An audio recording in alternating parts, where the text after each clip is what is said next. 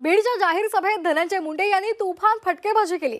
आता शक्ती दाखवण्याची वेळ आली असून पुन्हा परळीचा कुणी नाद केला नाही पाहिजे आणि यासाठी मतदान करा असं आव्हान धनंजय मुंडे यांनी जनतेला केलेलं आहे। इतकंच नाही तर जात धर्माच्या नावावर आपलं अस्तित्व संपवण्यासाठी अनेक जण निघाल्याचा उल्लेखही केला। शिरसाळा इथल्या सभेत ते बोलत होते।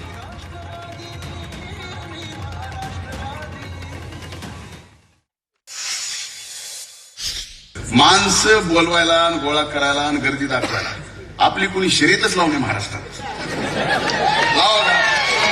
कितीदा शक्ती प्रदर्शन असं दाखवावं उघड्या डोळ्यानं।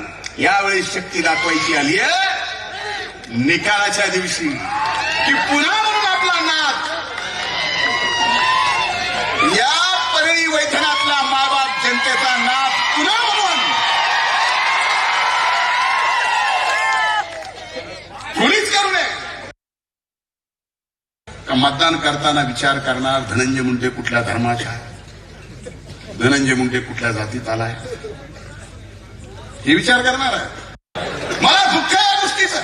काही दिवसापासून राजकारण आणि मतदान द्यायची पद्धत या लोकशाहीमध्ये अशा पद्धतीने चालू झाली आहे।